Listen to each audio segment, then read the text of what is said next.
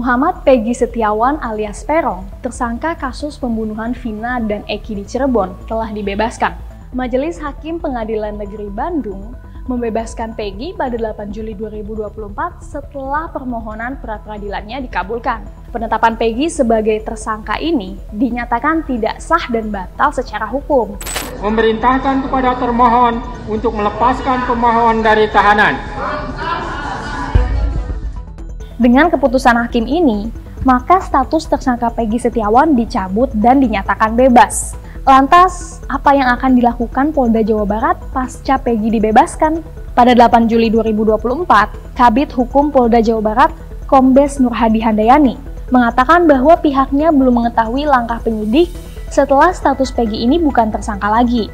Sementara itu, soal uang kompensasi, Polda Jawa Barat menyatakan tidak akan memberikannya. Soalnya katanya nggak ada dalam putusan hakim. Yaitu ada 11 pelaku yang terlibat dalam peristiwa ini, tapi baru 8 yang ditangkap dan diproses hukum. 3 tersangka lain masih buron. Ketiga pelaku yang masuk daftar pencarian orang atau DPO dengan perkiraan usianya saat ini, yaitu Peggy alias Peron 30 tahun, Andi 31 tahun, dan Dani 28 tahun. Seperti yang kita ketahui, kasus Vina ini viral setelah film berjudul Vina Sebelum 7 Hari tayang di bioskop. Pasca viralnya kasus ini, pada 21 Mei 2024, Peggy ditangkap polisi di Bandung tanpa perlawanan. Dilansir dari berbagai sumber, Peggy ditangkap tanpa surat penangkapan oleh Polda Jawa Barat. Katanya sih, Peggy ini merupakan otak atau dalang dari kasus pembunuhan keji ini.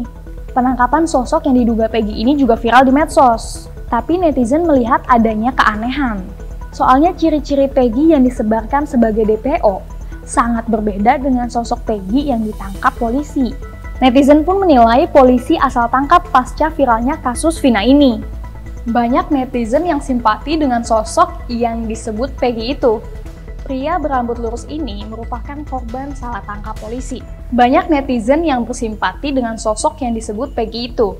Pengacara kondang tanah air Hotman Paris sampai turun tangan loh. Dia membela Peggy yang ditangkap itu. Saya mendapat kabar Peggy sudah bebas dengan putusan pra-peradilan oleh Hakim Pengadilan Negeri. Ya. Halo Peggy, mau nggak gua traktir makan ramen di Hotman Ramen? Ya. Ya, kalau Peggy ada waktu. Dan pengacaranya, kasus Vina, putusan pra-peradilan. Kan Hotman sudah mengatakan berulang-ulang, kasus Vina tidak bisa lagi dituntaskan hanya dengan proses penyidikan terhadap Peggy. Apakah bebas atau tidak bebas Peggy, kasus Vina tidak akan bisa terungkap, menjadi tontonan, menjadi bahan tertawaan masyarakat sekarang ini, proses hukum di Indonesia ini. Lantas, di mana sosok Peggy yang asli? Mengapa sampai saat ini polisi belum juga menangkap Peggy dan 2 DPO lainnya?